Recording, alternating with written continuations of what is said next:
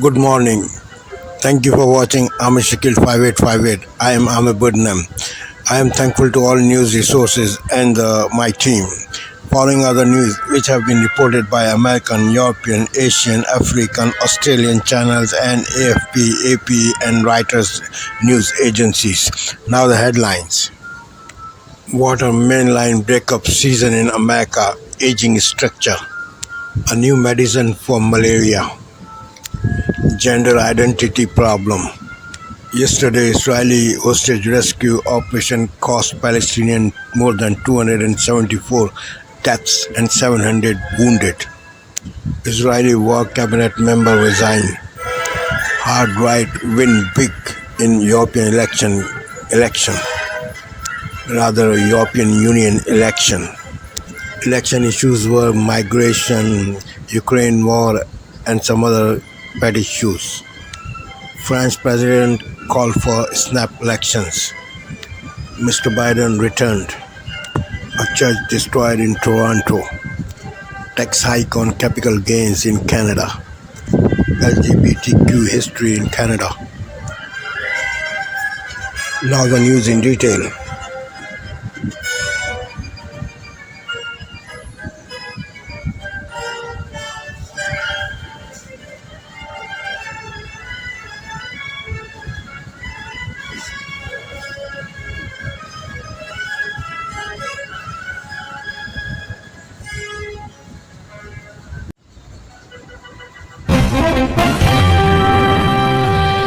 Tonight on PBS News Weekend, what Atlanta's recent water main break says about America's aging infrastructure. Then a new vaccine with the potential to eradicate one of the world's deadliest diseases, malaria. And a new book seeks to explain gender identity and the best practices for treating transgender youth.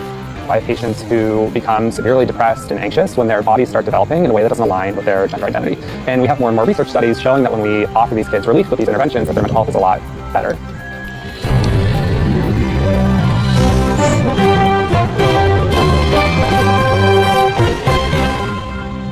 Major funding for PBS News Weekend has been provided by Consumer Cellular. This is Sam. How may I help you?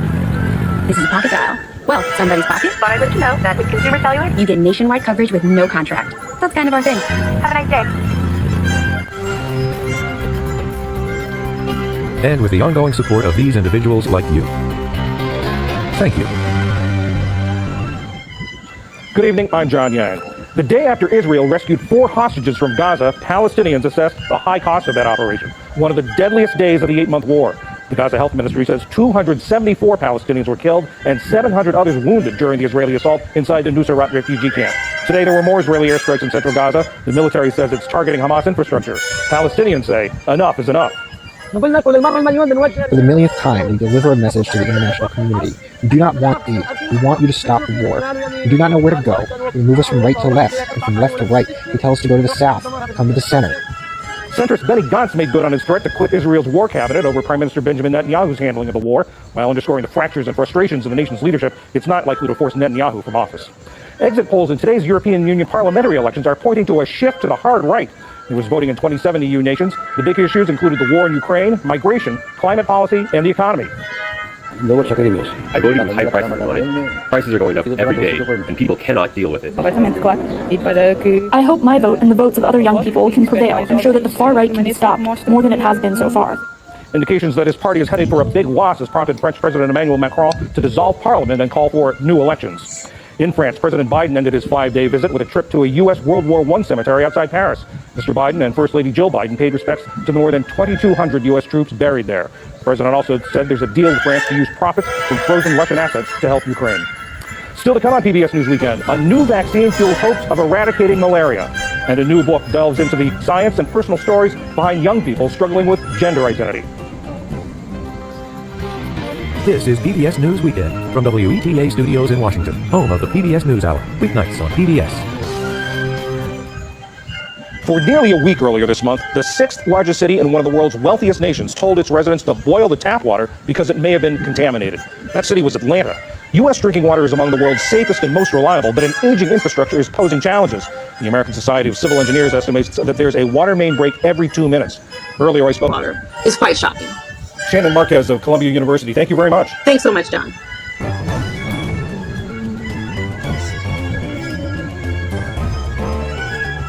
malaria is one of the world's deadliest diseases. Throughout Africa every year, it kills nearly 500,000 children younger than 5. But a new vaccine, only the second of its kind, holds the promise of saving thousands of lives and moving closer to eradicating malaria. Ali Rogan has more. At the end of May, the Central African Republic became the first country to receive doses of the new R21 Matrix M malaria vaccine. It's intended for children between 5 months and... According to the advocacy group, the Human Rights Campaign, half of the states in America have passed laws or policies restricting treatment for young people diagnosed with gender dysphoria. That's the discomfort or distress that might occur when someone's gender identity differs from their sex assigned at birth. Some of those laws are on hold while court challenges work their way through the system. The legislative debate on these measures has often been long on emotion, but short on science and medicine. A new book seeks to use science and research to explain gender identity and treatments for transgender youth. It's called Free to Be, Understanding Kids and Gender Identity. The author is Dr. Jack Turbin. He's the founding director of the Gender Psychiatry Program at the University of California, San Francisco. Dr. Turbin, thanks for joining us. Let's begin with sort of the basics. Gender identity, sex assigned at birth. What do they mean and how can they be different? So gender identity is your... And that is PBS News Weekend for this Sunday. I'm John Yang. For all of my colleagues, thanks for joining us. Have a good week. Major funding for PBS News Weekend. Breaking news this Sunday night, France's surprise election call. J'ai décidé de vous redonner le choix de notre... I've decided to give you back the choice. Why Emmanuel Macron made the sudden decision, plus the gains right-wing parties are making in tonight's EU parliamentary elections. A piece of Toronto's history destroyed. It does look like it's a total, complete loss. Fire ravages a landmark church. It's a bit overwhelming right now. Controversial tax hike on capital gains, the political gamble that could alienate investors and business owners. And the LGBTQ purge. When I was kicked out, I knew that it was wrong. Recognizing and remembering a shameful part of Canada's history. Global National with RNSA. Reporting tonight, Nitu Gunshot. Good evening and thanks for joining us. We begin with breaking news. French President Emmanuel Macron has called a snap National Assembly election after his party suffered a heavy defeat to the far right in the European Parliament election.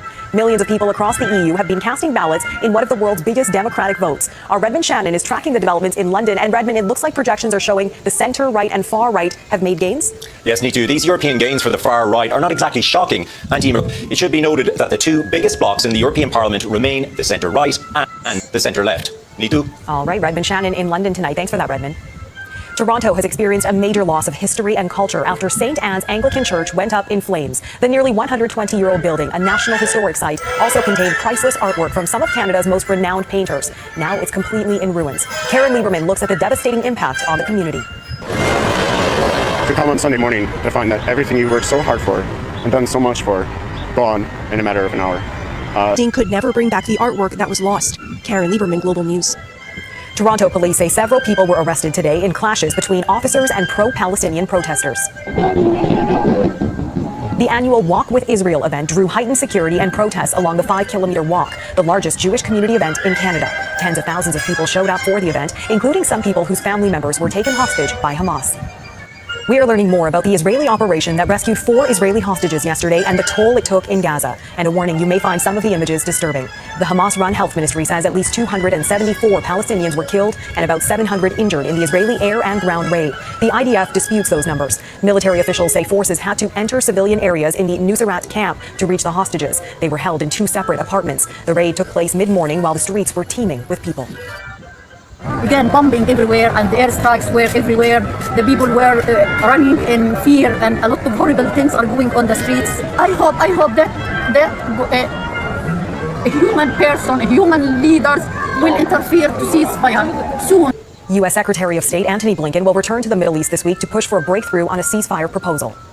And one day after those hostages were freed, Israel's war cabinet minister has quit. Benny Gantz says Israeli Prime Minister Benjamin Netanyahu is blocking Israel's path to defeating Hamas and needs to call an election.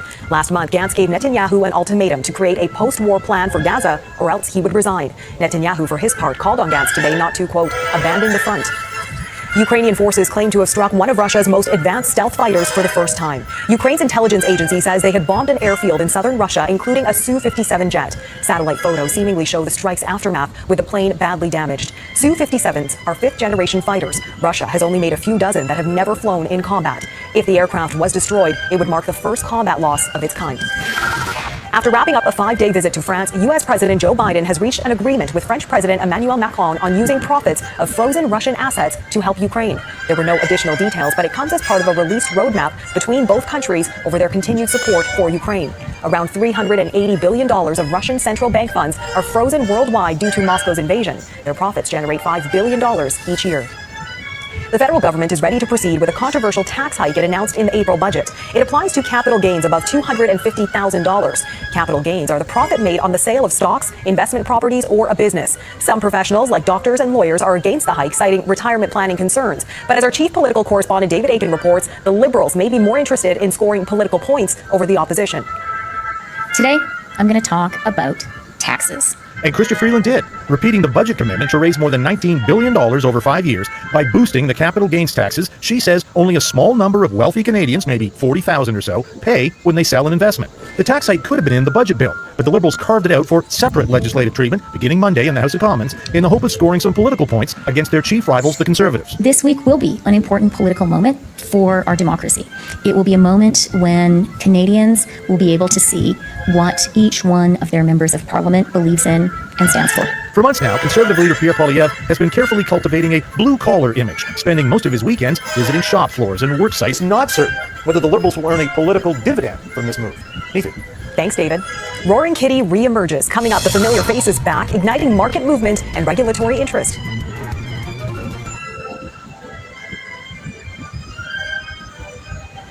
A troubling development out of Sudan. The main hospital in the city of Al Fashir has been attacked and put out of service. A volunteer group at the hospital says fighters with the Paramilitary Rapid Support Forces, or RSF, killed and injured several people during the raid.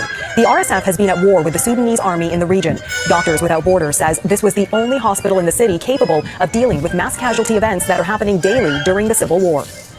Narendra Modi has been sworn in for a rare third term as India's Prime Minister. Modi and his cabinet ministers took their oaths in New Delhi today. The 73-year-old is just the second leader in India's history to win 3 consecutive terms. Modi's party cruised to landslide victories in 2014 and 2019, but it had to form a coalition to stay in power after failing to secure a majority in this year's election. After years of silence, Roaring Kitty has roared back online. That's the investment influencer who back in 2021 helped propel shares of the video game retailer GameStop as much as 2,000%. The stock surged again after his reappearance last Monday, then plummeted by Friday. Now the Massachusetts securities regulator is investigating his trading activities. And Gaviola looks at the questions about whether what Roaring Kitty is doing is legal. Surprise! GameStop's up about 5x from when I uploaded those videos. Keith Gill, aka Roaring Kitty, kickstarted the meme stock craze 3 years ago, sending the price of GameStop, AMC, BlackBerry soaring. The Massachusetts resident and his army of retail investors took to social media and with online chatter and memes brought major hedge funds to their knees and made lots of money. I didn't know what I was doing. I still don't. Roaring Kitty is back after a years-long hiatus with a live stream on Friday, back on social media, sending share prices on a roller coaster, prompting U.S. regulators to ponder, is what he's doing market manipulation? So it smells like manipulation. Stock manipulation involves spreading false or misleading information about a company, engaging in transactions to make a stock look like it's more actively traded than it actually is, reading quotes, prices, or trades. I started my career as an equities trader at JP Morgan. Personal finance expert Vivian Tu says Roaring Kitty is doing what Wall Streeters do. It happens all the time. It's essentially called talking your book. Are Roaring Kitty's antics any different than U.S. host Jim Cramer using his massive platform to talk about stock picks? Welcome to Cramerica! Or revered investing guru Warren Buffett, highlighting the need for new rules that take into account what happens on social media. We're moving into a world where AI is going to be increasingly out there. And then we've also all seen the impact of fake news. So there's a lot of new risks that are in the market right now. No easy feat regulating memes, though. Roaring Kitty inspired a Hollywood movie and Netflix documentary, but riding the wave of meme stocks can result in quick gains or losses. I am a much more, loud proponent of investing in index funds, having a diversified portfolio of, risk-appropriate investments. Personal finance experts say a less exciting strategy is appropriate for most. Anne Gaviola, Global News, Toronto.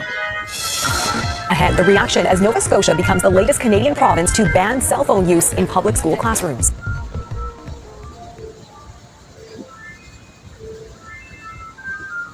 Leave your phone alone. That message is becoming more common in classrooms across Canada as Nova Scotia joins 4 other provinces in restricting the devices at school. Heidi Petrocic breaks down the rules and dials up reaction from students and experts. Students at this Halifax area school already know what it's like to be without their devices. Students are not on their phones all the time, and students can actually listen to what they're doing in class. Clayton Park Junior High went cell phone free this past year, and now so will all Nova Scotia public schools when classes start back up in the fall. Every student will be required to have their cell phones turned off and stored out of sight during instructional time. Elementary students will have to put their phones away the entire day. Older kids may be able to use them during breaks depending on their school's rules.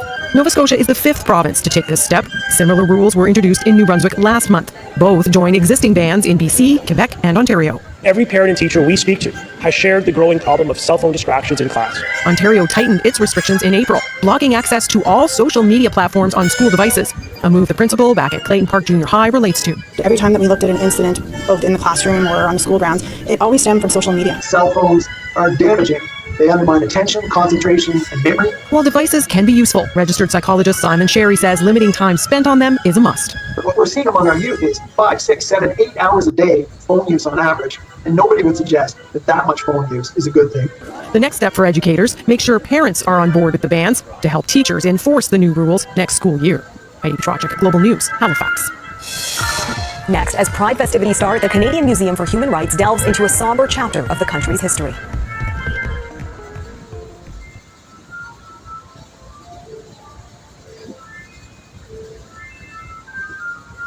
June is Pride Month, a time when the LGBTQ2 community celebrates its culture and identity and promotes the fight for acceptance. It also means recognizing a painful journey and the discrimination they faced. Now the Canadian Museum of Human Rights has unveiled an exhibit about the LGBTQ purge. As Melissa Ridgen explains, it was one of the longest violations of human rights in any Canadian workforce. It's a beautiful building that houses some of the ugliest parts of our collective history. For Pride Month, the Canadian Museum for Human Rights is honoring those who endured what's known as the LGBTQ purge, an era when federal government employees were targeted and often fired for their sexual orientation. There's so many of these stories, I think, in our families, in our communities, that have yet to be told. Remember that and find strength in their roots. Melissa Ridgen, Global News, Winnipeg. And that is Global National for this Sunday night. I'm Neetu Garcha. We'll stick with the Pride theme for tonight's Your Canada with this double rainbow during a stormy day in Osoyoos, British Columbia. Thanks so much for watching. Farah Nasser will be at the anchor desk tomorrow. Have a great night.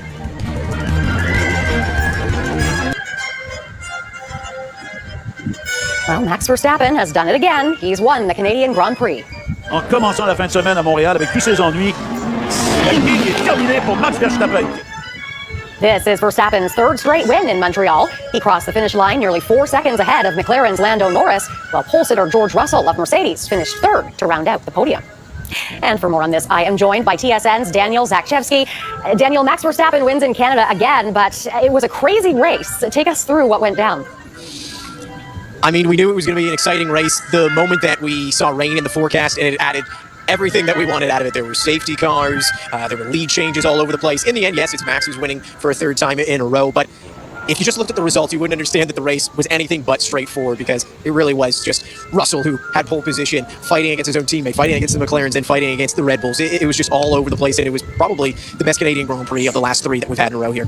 Now, we also had a Canadian in the race. How did things go for Lance Stroll today? Well, the Aston Martins, they at least finished in the points. It was not something that people would have expected at the start of the week, so certainly a victory for them there. They did make up a couple positions in the races. Things were kind of sliding around with the safety cars, but they'll just be happy to get those points, and I think it's 5 out of 6 point finishes for Lance here in Canada. Now, before I let you go, F1 has got a big following here in Canada. How are fans reacting to the result? I haven't been out of the media compound as of yet, so I would say my first thought would be that they're happy that it's not raining on the way out, because there's been a lot of rain here this weekend, and it causes a little bit of a delay getting out of here. But from everything they saw on track, from what we were seeing in the broadcast, this is a full-on title fight this year. So the fact that it is just kind of going further into that here in Canada, they're going to be very excited. Even with that Max win there, it's anything but predictable this year. All right, TSN's Daniel Zakchevsky. Thanks for this, Daniel.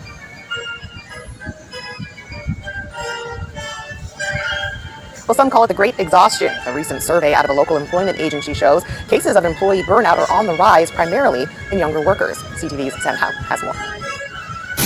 Life for young professionals can be exhausting. Housing prices are way too high. Food prices are way too high. I'm going broke. With school and with work, my schedule is very, very busy all the time. I don't seem to be able to get a break, and I do experience burnout on the daily. Employment agency Robert Half's recent survey shows that half of Gen Z and millennial workers are suffering from burnout. Traditionally, it's been more healthcare workers, workers working in customer service, people working with people. It's really spilled over into all industries. A major contributing factor, according to psychology experts, is that Canadians are inundated with information on a daily basis. What we're seeing is that people are kind of in this neurological state of fight or flight. Couple that with the uncertainty of job hunting or being new to a position. It just makes it hard to socialize. It makes it hard to succeed in everything I do, to keep in touch with my family at times. The good news is there are strategies to reducing burnout. First, it's important to recognize the signs, which can vary from person to person. Prioritizing self-care, including taking a vacation, can help reset stress levels, and even deep breathing exercises, though simple, can have an effect on day-to-day stress. It's just been exercising, honestly. If you just go and exercise and really sweat it out in whatever way you will, it's helped me. Go to whatever I can and not be at home worrying about schoolwork or actual work and all that. Be able to go outside and just kind of disconnect a bit. Find some things that you could do where maybe it's alone or just a small group of friends, but just be able to enjoy the little things. Sam Haupt, CTV News.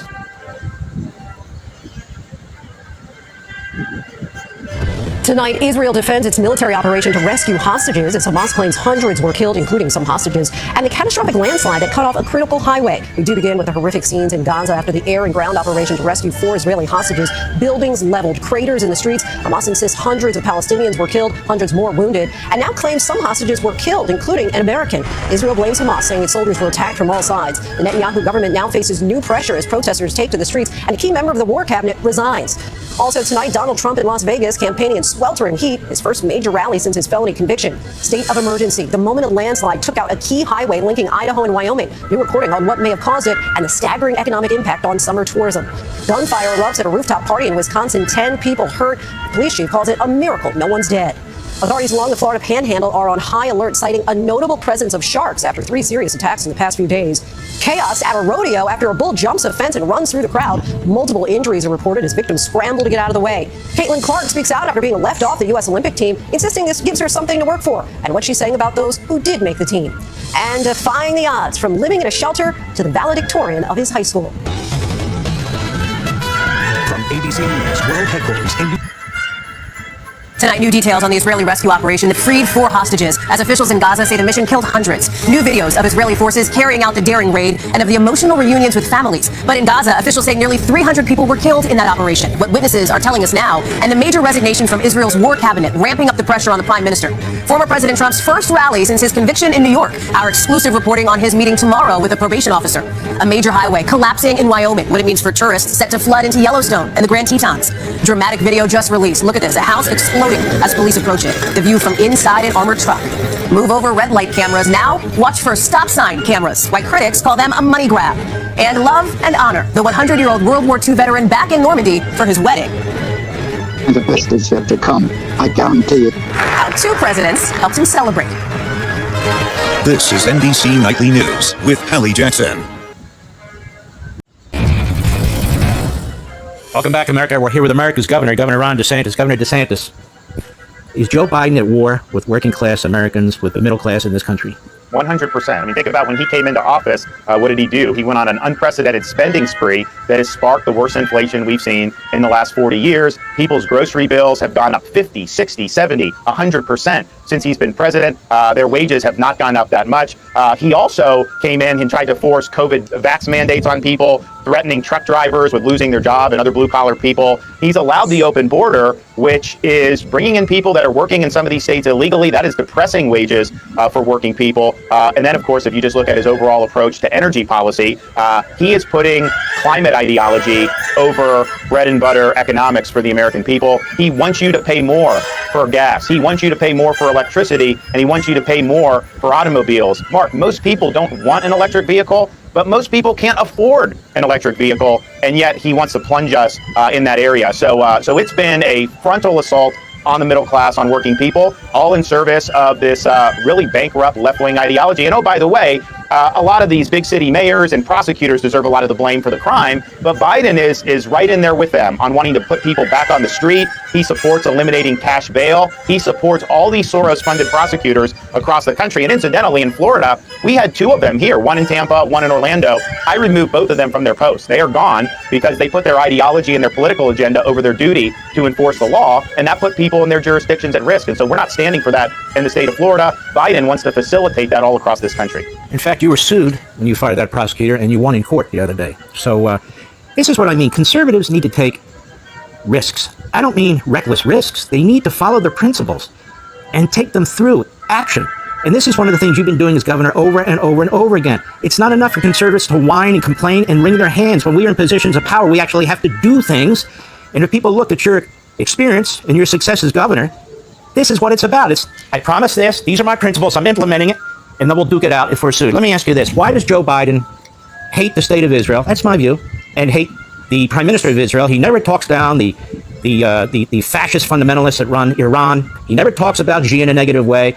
I don't think he knows even how to spell Un's name over there in North Korea. But it's always a relentless war against the Israelis, the IDF, against Netanyahu.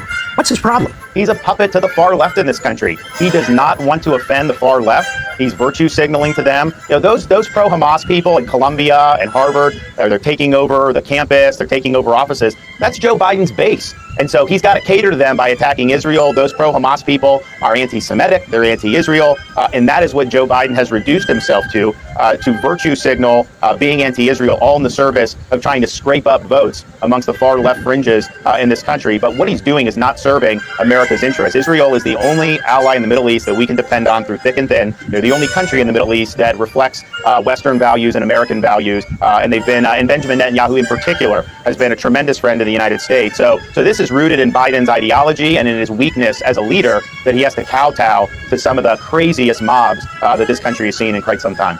Governor, one last question. Even the UN in Europe has condemned Iran for pushing out inspectors because Iran is really on the precipice of having a nuclear weapon. The Biden administration was lobbying France, Britain, and Germany not to rebuke them. They finally voted for it, but it was prolonged. Those countries wanted to do it in September. Iran's going to get a nuke on his watch, isn't it? Because he's not doing a damn thing to stop them. This is just so bizarre, Mark, because this Obama was the same way, and that Obama nuclear deal was a total disaster. Donald Trump came in, he turned the screws on the Iranian regime, and that worked. The regime was on its heels. They didn't have any cash coming in. They couldn't do a weapon because they didn't have the wherewithal to do it. Biden comes out, floods them with cash. They're funding terrorism all across the Middle East. October 7th wouldn't have happened had we had a strong Iran policy. He is paving the way for Iran to get a nuclear weapon, and it's delusional policy, but it's doubly so given that his Democratic predecessor, when he was vice president, tried the same policy, and that policy totally flopped. Well, Governor Ron DeSantis, I want to thank you for everything you've done in the state, everything you've done in the country, and my best to you and your family. God bless you, my friend. Finally tonight, double dutching. It took off in America during the 1940s and 50s. Many black girls would jump to songs and chants in the streets with their friends. Well, it quickly became a symbol of community. And as I found out, it is still tying together generations today. Mastering the fast-paced footwork between two ropes comes naturally for these women who've been captivating crowds through double dutching.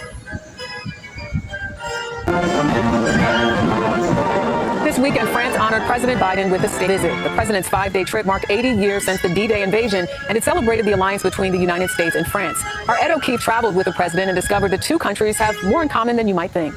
All along the streets of Paris, French history is baked into the balconies and boulevards. But if you know where to look, you may also just find some Americana. And there's hints of it all over the city. You just have to dive a little deeper and then you'll see, oh, that's a connection to so many parts of the states. This specific statue is Lafayette and George Washington. These are Scouts of America, Boy Scouts.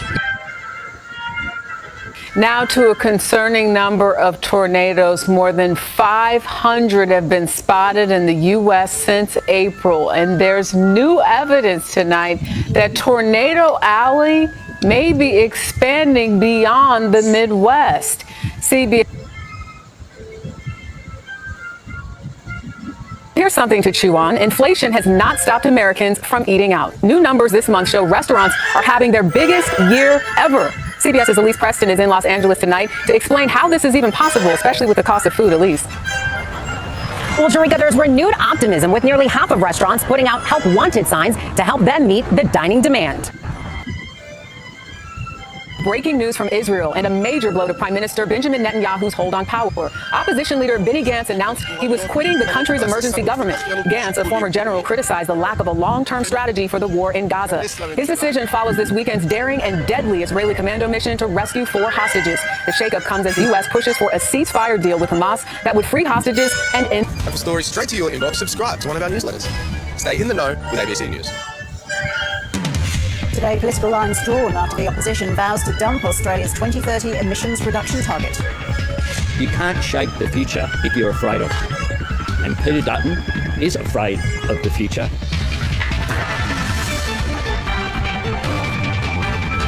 Also ahead, claims more than 270 Palestinians were killed during Israel's raid in Gaza that freed 4 hostages. Supermarket giant Coles imposes purchase limits on eggs as Victoria battles an outbreak of bird flu. And family violence researcher Professor Thea Brown among more than 700 people recognised in the King's birthday honours. Hello and welcome to ABC News. I'm Ross Childs. The Prime Minister has accused the opposition of walking away from the Paris Climate Agreement, but the coalition's energy spokesperson claims Australia will breach the treaty regardless of who's in power. This law reporter Evelyn Manfield has more from Parliament House. Prime Minister Anthony Albanese said this morning that he's very confident Australia will meet the Paris Agreement and that, in fact, Australia must meet the Paris Agreement. So we're talking about here the target to cut emissions by 43% by topics ahead of the federal election. A warning, this next report contains some distressing content. Gazan health authorities say the number of Palestinians killed in Israel's hostage rescue and bombing of central Gaza at the weekend has now risen to 274. Israel says Hamas hid the captives among the civilian population, knowing any rescue attempt would result in civilian casualties. But Arab nations are calling on the UN Security Council to act and end the war. Middle East correspondent Alison Horn reports from Jerusalem. Inside the central Gazan city of Nuseirat, there is still shock and dismay whether Gazan lives are worth less than Israelis. Israeli Minister Benny Gantz has announced his resignation from Benjamin Netanyahu's emergency government, despite pleas from the Israeli Prime Minister not to abandon the coalition. His departure had been expected after he presented Mr. Netanyahu with a June the 8th deadline to come up with a clear exit strategy for the war in Gaza. Mr. Gantz has repeatedly clashed with Mr. Netanyahu over post-war plans for the region and has called on the Prime Minister to set a date for elections. Polls have shown Benny Gantz to be the most formidable political rival to Mr. Netanyahu, whose popularity has wavered in the aftermath of the October the 7th attacks. In a televised address, Mr. Gantz said he could not support the Israeli leader any longer. Regrettably, Netanyahu is preventing us from advancing toward true victory, which is the justification for the ongoing and painful cost of war. That is why The US consulate building in Sydney's north has been vandalised in an apparent pro-Palestinian protest. Reporter Tani Jash has more from outside the building. Forensic officers have been gathering evidence like fingerprints and taking photos of the damage to a consulate office here on Miller Street. Police say CCTV footage shows a hooded figure with their face obscured smashing 9 glass windows of the consulate office with a hammer at around 3 o'clock this morning. 2 red triangles were also spray painted over the consulate's coat of arms on the front door. Police have described this as an incident of malicious damage, and while they're working to identify the motive behind the incident, Prime Minister Anthony Albanese has condemned the act. It's not the Australian way. We should be able to have views, including on issues which are difficult. The Middle East conflict is a difficult issue. It is complex. Measures such as painting the US consulate Forward and contact Crime Stoppers as they continue their search for the offender. President Emmanuel Macron has dissolved his country's lower house of parliament and called a snap election after his party suffered a crushing defeat in the European Parliament vote. Et c'est Jordan Bardella qui arrive. Exit polls show Marine Le Pen's far-right National Rally Party has won more than 30% of the vote, more than double that of the president's centrist Renaissance Party. In accepting defeat, Mr. Macron announced that fresh legislative elections will be held in 2 rounds on June the 30th and the 7th of July. This decision is serious, a hard one, but it is above all an act of confidence. Confidence in you, my fellow citizens, in the capacity of the French people to make the fairest choice for themselves and for future generations. Confidence in our democracy, so that a voice can be given to sovereign people. Nothing can be more Republican. This is better than any arrangement, any precarious solution. This is a time for much needed clarification. The move is politically risky and gives Marine Le Pen's party a major boost ahead of the upcoming poll, as well as crucial momentum leading up to the next presidential election, which takes place in 2027. Her lead candidate in the EU elections is 28-year-old Jordan Bardella. They've both campaigned on issues such as immigration, crime and inflation. Our fellow citizens have expressed tonight their desire for change, but also a path to the future. This clear message, addressed to Emmanuel Macron and to European leaders, marks the determination of our country to see the European Union change its direction, to go towards more democracy, more protection, more consideration for the people of Europe. We are ready to exercise power if the French trust us during these future legislative elections. We are ready to rebuild the country, ready to defend the interests of the French, ready to put an end to mass immigration, ready to make the purchasing power of the French a priority, ready to begin the reindustrialization of the country. Overall, we are ready to revive France. About 360 million people in 27 countries are eligible to vote for the 720 members of the European Parliament, who are given 5-year terms. France and Germany are by far the biggest, and the German Chancellor Olaf Scholz has also taken a hit, with his Social Democrats party falling behind the extreme right Alternative for Germany party. This is absolutely phenomenal. We are so happy and satisfied. We sincerely thank all the campaigners and all our members and all our sympathisers. We are simply speechless, overwhelmed. Thank you so much. The shift to the right is being blamed on the rising cost of living, concerns about migration and the cost of climate change mitigation, along with the wars in Ukraine and Gaza.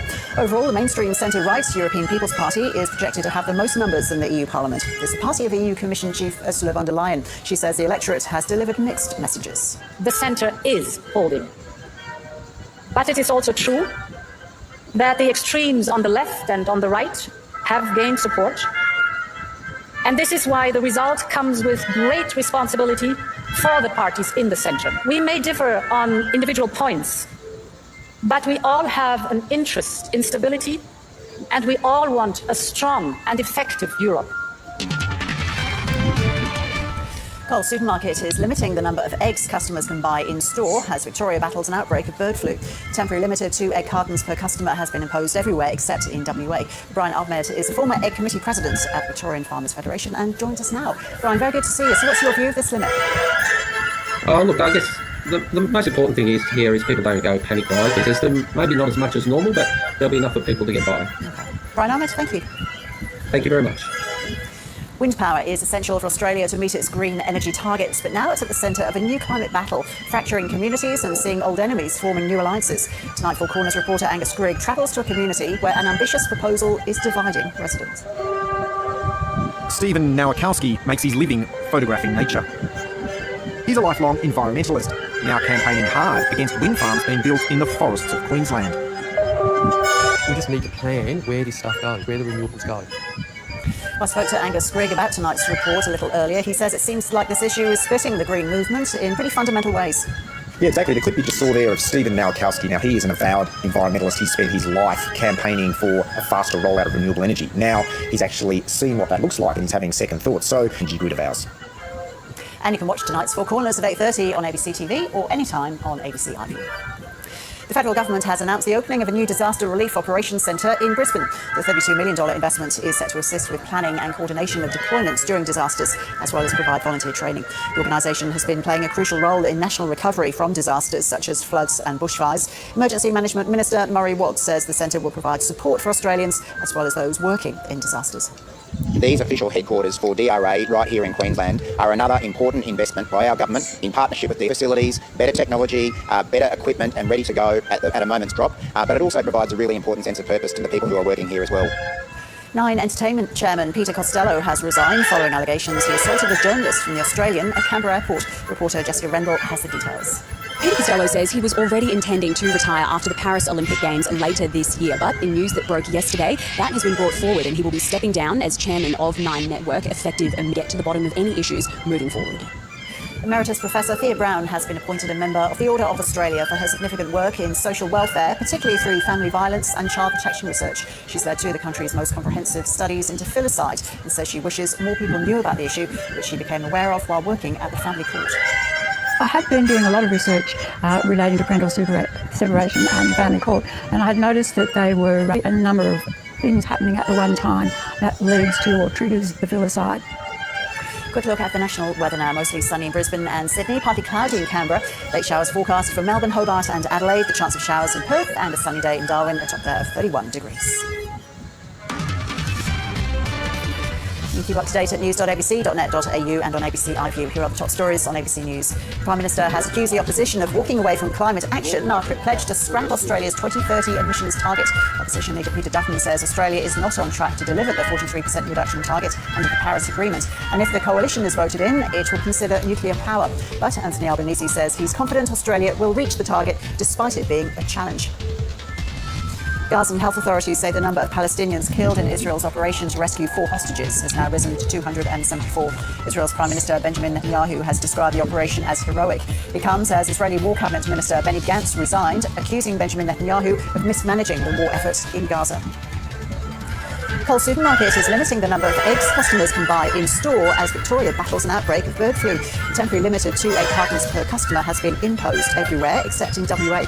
Coles says it's working closely with suppliers to ensure eggs are available. And 737 Australians have been recognised in the King's Birthday Honours List for their achievements and contributions to society.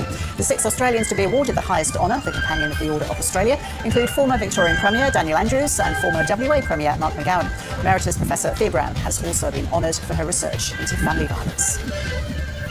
The federal government's Give Up for Good anti-vaping and smoking campaign has been launched. It's largely focused on social media platforms such as TikTok and warns about the harms of vaping. Almost 1 in 10 people aged 14 to 17 have thought to vape, and rates for 18 to 24-year-olds have quadrupled since 2019. The federal government has also proposed laws to ban the sale of e-cigarettes outside pharmacies. Health Minister Mark Butler has pledged to drive the vaping industry out of Australia. This is the first Australian government advertising campaign targeted against vaping. 5 years and the thousands of people whose lives he changed. Heyman, ABC News. Narendra Modi has been sworn in for a third term as India's Prime Minister in front of thousands of guests in a ceremony at the Presidential Palace. This time he'll be leading a coalition after his party, the BJP, fell short of a majority. Narendra Damodar Das Modi. An oath that Narendra Modi is more than familiar with. But what follows is uncharted territory. A weakened Prime Minister dependent on a coalition for the first time. There are hundreds of pictures of Mr. Modi all over Delhi today, and it's something we've gotten used to here in India over these past 10 years. His picture's been on welfare schemes, on vaccine certificates. Will be the test of a new skill. Back home now, where a spate of recent fatal crashes involving trucks on Australian roads has put those in the industry on edge. Between January and April this year, 55 people were killed in accidents involving heavy vehicles. While there have been improvements in road safety for heavy vehicles, statistics show the majority of multi-vehicle crashes involving trucks are caused by other drivers. Every time Leah Hughes says goodbye to her truck driver husband before work, she fears it could be the last time. The trucks are not the fault of the truck driver. Annabelle Francis, ABC News. New research from AMP has found that while 3/4 of Australians aged 65 and over believe it's important to pass wealth on to their children, 7 out of 10 say they're unwilling to compromise their retirement lifestyle to provide financial assistance. And Hillier from AMP Research says retirees ultimately fear running out of money. Because they're uncertain about what the future holds, economic circumstances, their need for aged care, just simply how long they're going to live. And so, of course, open up the purse strings, that they are willing to be more generous on themselves, but also on their families. The late TV reporter Nick Way has been honoured with a Medal of the Order of Australia for service to the media. Mr. Way predominantly worked with Network 10 in Perth as a journalist, but sought to help many of the people he reported on, and has also been recognised for service to the community. He died 2 years ago after a battle with motor neuron disease. His wife, Karen Way, told David Webber what the honour means to his family. I was very excited for Nick, for the family, because it's great. He was alive with us. The Northern Territory Police Force has welcomed its newest recruits, rookie police puppies, which will soon embark on some rough training. Chosen for their bloodlines and genetics, it's hoped they'll graduate as fully operational patrol dogs to aid in crime prevention and search and rescue operations. Meet the newest furry heroes of Anti-Police's Canine Unit. 13-week-old pups embarking on a rigorous 18-month training program, all hoping to graduate as fully operational patrol dogs. We have Doots, Yanko and Kuda. They're boisterous little fellas and very, very playful. The new recruits are part of the Territory's biggest ever intake, with 8 new puppies coming on board this year. On the other end, Axe and Jack. Showers for Adelaide, Perth a possible shower, and Darwin will be mostly sunny and a top of 31. That's ABC News for now. Reminder, you can keep up to date on all the latest news across all your devices at news.abc.net.au and on ABC iView. I'm Ross Giles. More on our top stories coming up on the ABC News channel. See you soon.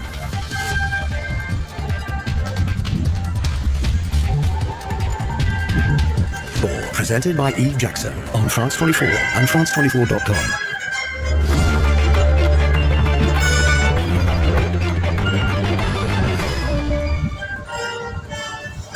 French President Emmanuel Macron throws in all his chips, betting the French public will support him in a snap election after the far-right National Rally tops European polls for France. Right-wing parties making significant gains across the European Union, seeing a surge of support in places like Germany, Spain and Italy. We'll be looking at what this means for the chamber. A major political blow for the Israeli Prime Minister Benjamin Netanyahu. His war cabinet minister Benny Gantz resigns, accusing him of having no plans to end the 8-month-old war in Gaza. Those of you just joining us, welcome to the France 24 newsroom in Paris. I'm Alexander Orpot. The French President Emmanuel Macron has dissolved the National Assembly and called snap elections in just 3 weeks' time. The major political gamble comes after the National Rally Party of Marine Le Pen dominated polls at the European Parliament elections. It's a move the far-right party had been calling for. Le Pen said she's delighted to accept the challenge of heading for a vote, while Macron will be hoping to wrongfoot the party he believes is not ready. French President Emmanuel Macron has asked the country to decide the fate of its future, calling a snap election immediately after his party's crushing defeat in the EU elections. Right. With President Macron already on his second term, he's ineligible to run again in 2027, where Marine Le Pen will now fancy her chances at getting into the Élysée Palace. If that were to happen, it would wreck Macron's political legacy. He's painted himself as a bulwark against the far right, both at home and across Europe. Sunday night saw an emergency meeting at the president's official residence in Paris, from where James Andre sent this update. And what happened here at the Élysée Palace is that there was a meeting for an hour and 15 minutes. Emmanuel Macron called all his ministers in to discuss his decision, to explain his decision with a few messages. He told them that this was... As mentioned, right-wing parties have been making gains across the EU, including in Germany. A strong showing of support for the centre-right European People's Party will first of all be a good thing for Ursula von der Leyen, seeking a second 5-year term as President of the European Commission, as that's her own bloc, while the far-right AFD is projected to increase up to 16%. We'll take a look now at the right-wing gains across Europe. In the CDU headquarters in Germany, Conservative supporters celebrate. Their bloc is estimated to win nearly 30% of the votes, spurred on by the cost of living, migration and farmer discontent. The long-serving Hungarian Prime Minister Viktor Orban also held victory in the European elections, winning 44%, but that's down 8 points from the last time round. Orban has been outspoken in his European opposition to Europe and NATO intervening in Ukraine, and said the vote showed Hungarians agreed. Today, Hungarians have sent a clear message that they want peace. If the choice is between war and peace, then they choose peace, and they have reinforced the pro-peace policy of the government. As the head of the government, I can commit that the government, with this mandate, will fight with double force to keep Hungary out of the war.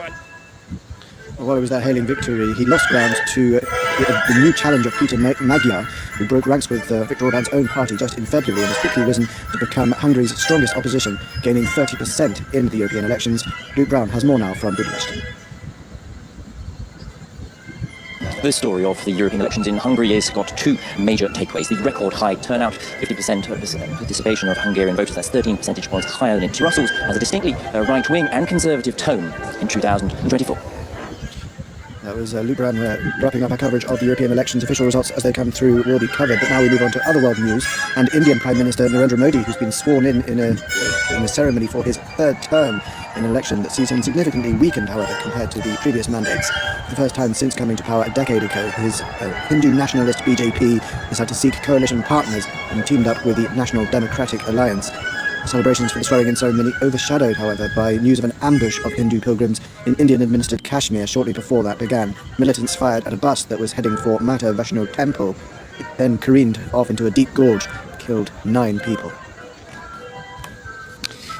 Israeli War Cabinet Minister Benny Gantz has resigned in the latest sign of growing domestic dissent against Prime Minister Benjamin Netanyahu and how he's conducting the war in Gaza. After 8 months of conflict, the populist centrist politician Gantz accused Netanyahu of having no plan for its end, saying it could be now drawn out for years. The resignation makes the Prime Minister even more reliant on his far-right allies. Iris Makler tells us more from Jerusalem.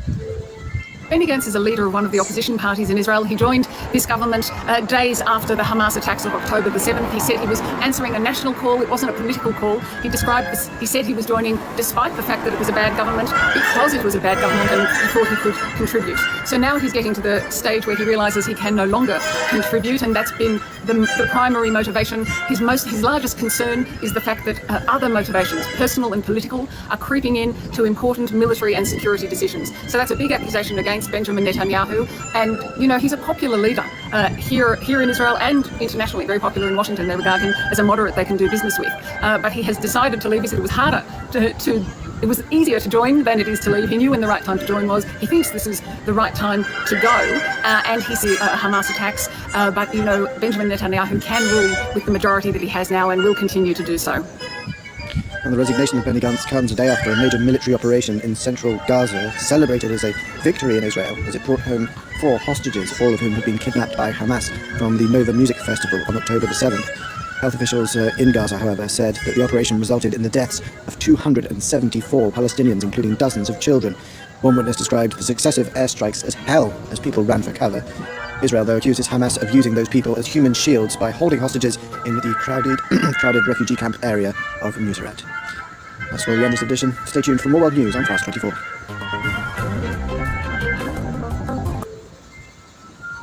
What are you prepared to do? You look worried. Becoming Human, AI's next evolution. On demand at cna.asia. This is Asia Now. It's 12 p.m. in Singapore and Hong Kong, 9:30 in New Delhi and 11 o'clock in Jakarta. I'm Paul Soon. At this hour, Indian Prime Minister Narendra Modi will convene the first cabinet meeting of his historic third term. The session follows a grand swearing-in ceremony at the presidential palace in New Delhi. France's Emmanuel Macron calls for snap elections after early forecasts show voters supporting far-right parties in European Parliament elections. Observers say this signals widespread voter discontent. Political pressure mounts on Netanyahu's government. Benny Gantz resigns from the Israeli war cabinet and calls for early elections amid the Gaza conflict.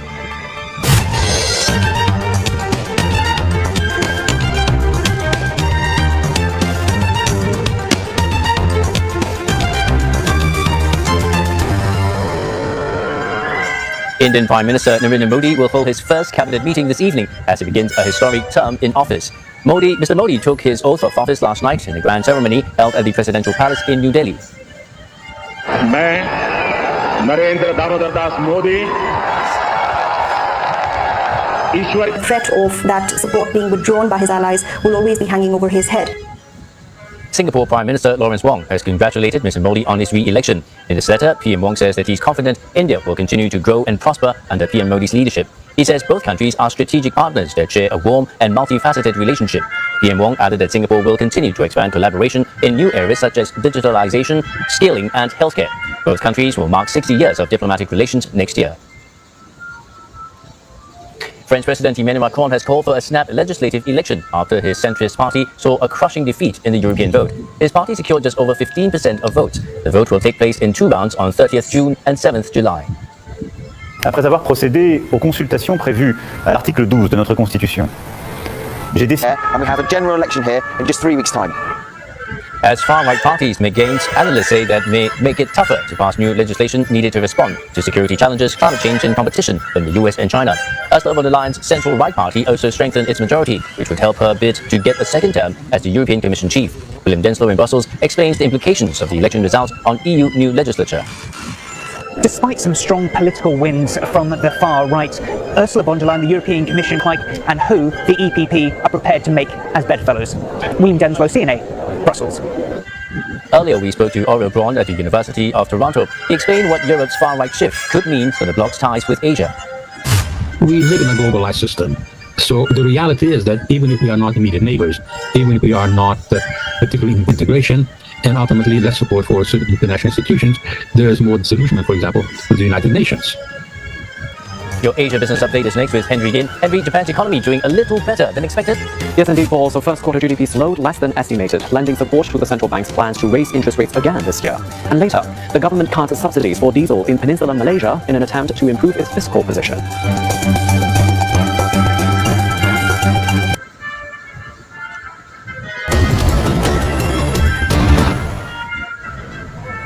Haiti's Prime Minister Gary Conille was hospitalized late Saturday in the capital Port-au-Prince. Just days after arriving in the country, the government said it wasn't immediately known why Conille was hospitalized.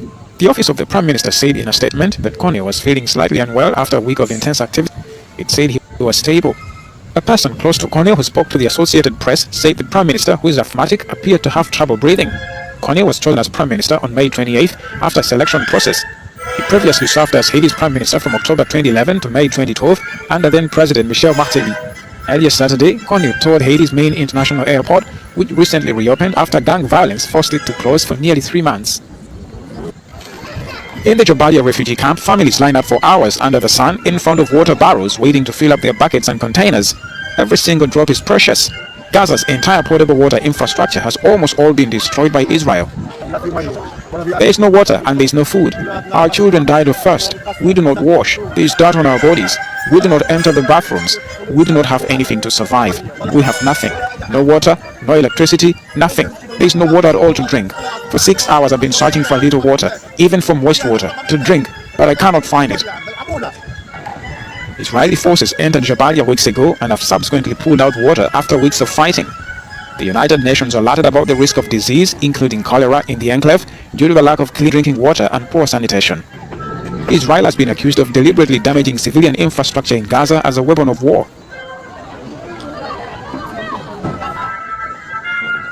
The United Nations humanitarian chief Martin Griffiths has weighed on the current global crisis threatening peace, linking it to leaders who have different priorities instead of addressing current issues affecting their people. Look at Sudan, where 2 warring generals at that time, working together in a transitional process towards civilian rule, decided from one day to the next to take their country to war and to destroy the livelihoods of so many of their people.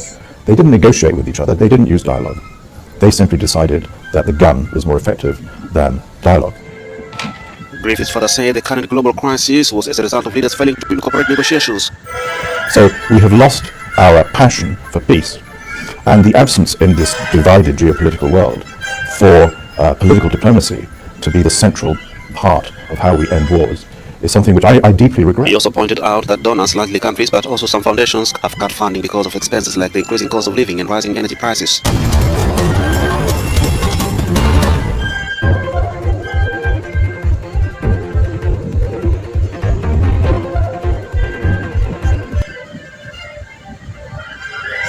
Thank you for watching and privilege of your time.